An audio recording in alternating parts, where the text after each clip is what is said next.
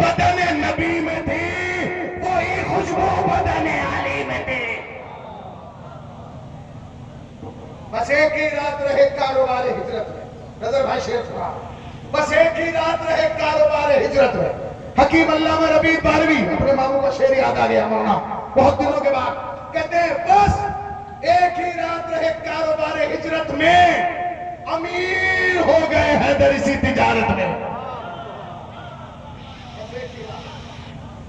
کاروبار ہجرت میں امیر ہو گئے حیدر اسی، جس نے ایک رات کی تجارت میں امیری کا وہ تاج پہنا کہ زمین و آسمان میں اسے امیر المومنین کہا گیا۔ ہم کہتے ہیں حدیث قصہ، چادر والی حدیث، یہ چادر والی حدیث نہیں، یہ خوشبو والا معجزہ ہے، یہ خوشبو والا معجزہ ہے بھائی، یہ خوشبو والا معجزہ ہے۔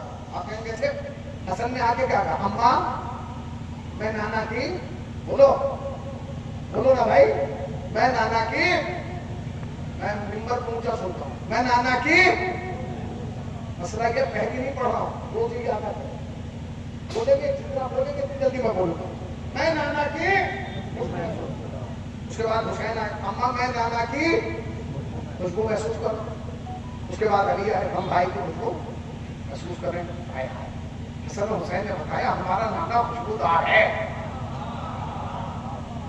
ہمارا نانا خوشبودار ہے، حسن آئے نانا کی خوشبو، حسین آئے نانا کی خوشبو، علی آئے خوشبو، کیا جناب سیدہ کا گھر اتنا بات ہے جتنا آپ نے ہوگا کہیں گے مسجد نبوی میں آج بھی نشان بنایا ہوا، اگر حسن ایک قدم آگے بڑھتے نانا مل جاتے، حسین آگے بڑھتے نانا مل جاتے، علی ایک قدم آگے بڑھتے بھائی مل جاتے، مگر نہیں، تینوں امام ہیں،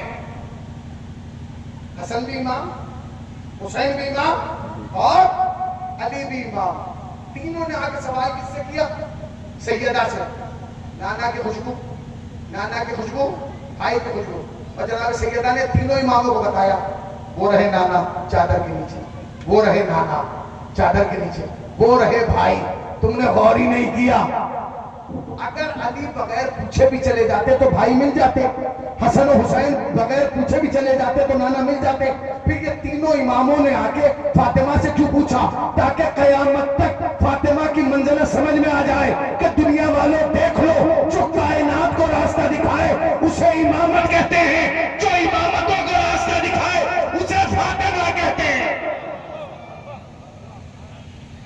امامتوں کو راستہ اسے فاطمہ، خدا کی قسم یہ جنت البقیع، یہ انہدام جنت البقیع، آپ جانتے ہیں کہ جملہ کہنا تھا جنت البقیع ایک ایسی قبرستان جو سمجھتے ہیں کہ صرف آپ فاطمہ کی قبر، نہیں غلط، اس قبرستان میں اصحاب رسول موجود، ازواج رسول موجود، اولاد رسول موجود، رشتہ دار رسول کا خاندان رسول کی بارہ جگہ موجود، فاطمہ کی قبر سمجھ کے لوگوں نے کہا، کیونکہ فاطمہ کی قبر پردے میں حجابوں میں، اس نبی نے کہا بنائے خاک مدینہ، تیری گلیوں میں ابھی تک ہم بنت پیغمبر کی دہل ہوتا ہے، یہ تو نہیں پتا کہ وہاں جناب سیدہ کی قبر ہے یا نہیں ہے، مگر کہتے ہیں کہ وہاں حسن مصطفیٰ کی قبر ہے، وہاں زین العابدین کی قبر ہے، وہاں محمد باقر کی قبر ہے، وہاں جعفر صادق کی قبر ہے، وہاں محمد منیر کی قبر ہے،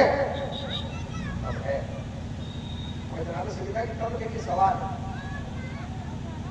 کہ مسجد میں ممبر اور محراب کے درمیان ہے، حجرے میں ہے کہ جنت البقیع، خود مولا کائنات میں قبریں بنا دی، کیونکہ فاطمہ ایک راز کا نام ہے بھائی، راز، حجاب کا نام ہے، جو کہا گیا ہے جو آپ پڑھ رہے تھے کما آدرا کما لے گا تمہیں کیا پتا کہ شگر کا تو کیا ہے، معصوم سے پوچھا گیا شگر کا تو کیا ہے، فرمایا شگر کا تو مراد ہماری جدہ فاطمہ، شگر کا سے مراد ہے فاطمہ، آج تک تو لوگوں کو شگر کا نہیں پتا چلا کہ کون سی شگر کا ہے، شگر کا سے مراد ہے فاطمہ، یعنی شگر کا بھی حجاب ہے، فاطمہ بھی حجاب ہے، اور آپ بتاؤ فاطمہ کیسے کیسے حجاب ہے، فاطمہ کی تاریخ شہادت حجاب ہے، آج تک یہ نہیں پتا چل پایا کہ فاطمہ کی شہادت کی تاریخ کیا ہے، اس لیے کہ 3 تاریخ 75 والی 95 والی، ٹھیک ہے نا، نجف میں 3 تاریخ کو منایا جاتا ہے، فاطمہ کی تاریخ شہادت بھی جاتی ہے، فاطمہ کی قبر بھی حجاب میں، فاطمہ کا صحیفہ مصحف فاطمہ وہ بھی حجاب میں.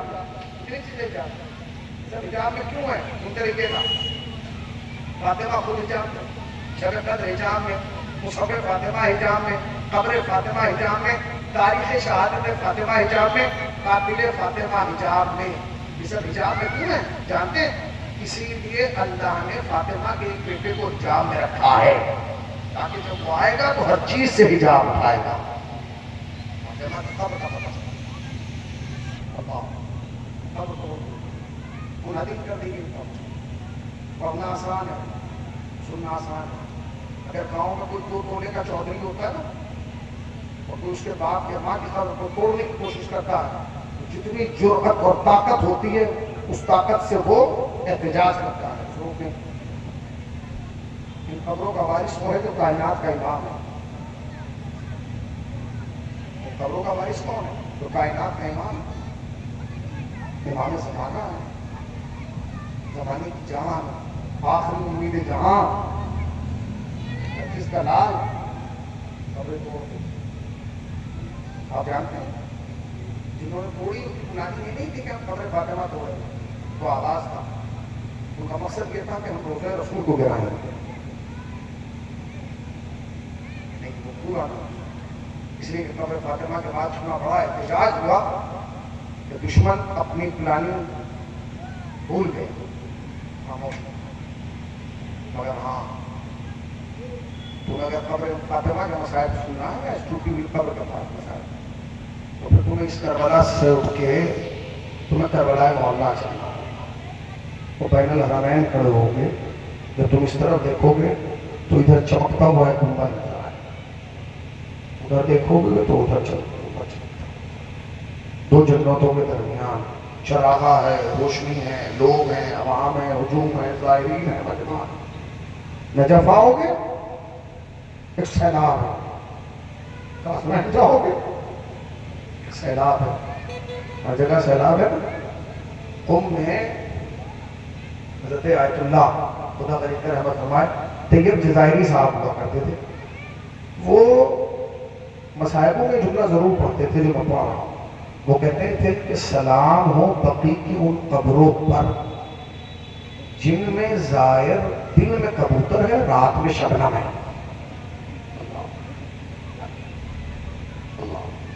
دنیا شریعت میں بہت بڑا نام گزرا ہے حضرت آیت اللہ مرشی نجفی، بہت بڑا نام. آپ جائیں گے قم میں حضرت معصومہ کے حرم کے سامنے جائیں گے پاس حضرت قدس کے سامنے ان کی لائبریری ہے. جہاں نے تشیعوں کی بڑی لائبریریوں میں سے ایک لائبریری، بہت بڑی لائبریری. اسی لائبریری میں ان کی قبر موجود ہے. اس قبر پر تختی رکھی ہوئی ہے.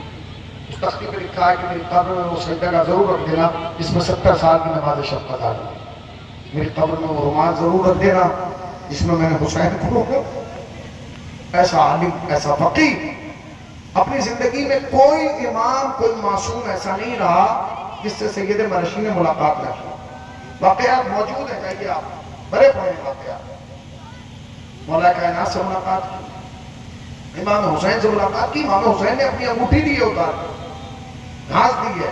لو اگر تم چاہتے ہو کہ آنکھوں کی بینائی کبھی کمزور ہو، یہ کہتے ہیں میں مسجد سہلا میں عمل کیا. جب مسجد سہلا میں عمل کیا نا تو میں نے دیکھا کہ مولا کائنات تشریف لائے. مولا کائنات تشریف لائے. سید مرشی نے کیوں بلایا ہے؟ کوئی علمی مسئلہ پیش آیا؟ کہ نہیں مولا دو خواہشیں. کا کیا؟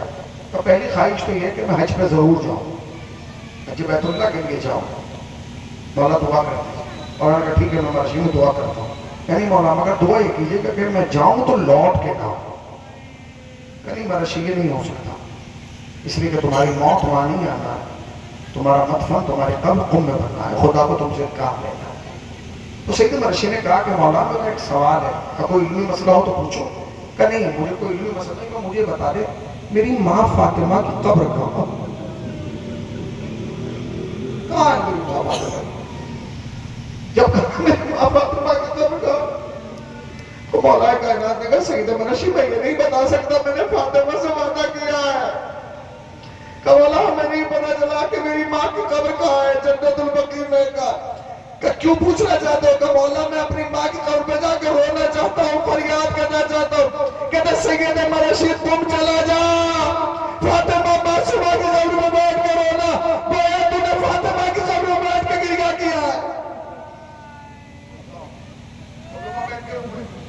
وہ لوگ بیٹھے ہیں جنہوں نے قوم میں زندگی گزاری ہو بتائیں. سید مرشید نے جب سے قوم آ گئی 40 سال تک حرم کے تمام خدام نے کوشش کی کہ سید مرشی سے پہلے آگے دروازہ کھول دے, نہیں کھولا. 40 سال تک حضرت معصومہ کی قبر پر اپنی داڑھی سے جھاڑو کی, اور جب مرنے لگے, جب سے وقت آخر آیا تو اپنے بیٹے سے وصیت کی کہ میرے جنازے کو معصومہ کے صحن میں رکھنا اور میرے امامے کو کھولنا, ایک سیرہ میرے جنازے کے پائے میں باندھنا, ایک سیرہ قبر معصومہ میں باندھنا, تاکہ دنیا کو پتا چل جائے معصومہ کا ایک وفادار فاطمہ کے انتظار میں. ہائے جدہ, ہائے میری ماں فاطمہ. کہتے کہتے سنیں گے جی, پڑھنا آسان ہے, سننا آسان ہے.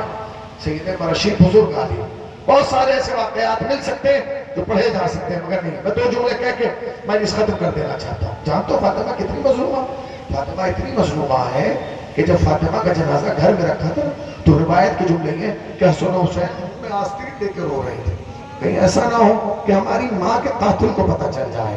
جنازہ رات کی تاریکی میں اٹھا اور ویسے ہی اٹھا جیسے سیدہ نے وصیت کی تھی, یا علی مجھے تم غسل دینا, تم کفن پہنانا, میرا جنازہ رات کی تاریکی میں اٹھانا. جنازہ رات کی تاریکی میں اٹھایا گیا, سپرد خاک کیا گیا. سنیں گے آپ, چاہیے میر عزیز کے منشیوں میں بھی دیکھیں گے روایات, یہ وصیتیں موجود ہیں. جناب سیدہ کی کچھ وصیتیں وہ ہیں جو روایات میں, کچھ وہ ہیں جو میر عزیز کے منشیوں سے لی گئی ہیں. علی مجھے غسل دیجیے گا, کفن پہنائیے گا. یا علی جب حسنین کو دودھا بنانا میری قبر پہ ضرور لانا. یا علی رات کو ٹوٹ کے میرے حسین کو پانی پلا دیا کرنا. یا علی میری قبر پہ آ کے قرآن پڑھ دیا کرنا. خطیب آل محمد پڑھا کرتے تھے کہ جناب سیدہ کی قبر پہ علی جایا کرتے تھے, آدھی رات ڈھلنے کے بعد جاتے تھے, قبر سیدہ میں بیٹھتے تھے, قرآن پڑھتے تھے, صبح ہونے سے پہلے لوٹ آتے تھے. ایک دن علی قبر سیدہ پہ پہنچے, قرآن کھولا, جیسے کہا بسم اللہ, قبر زہرا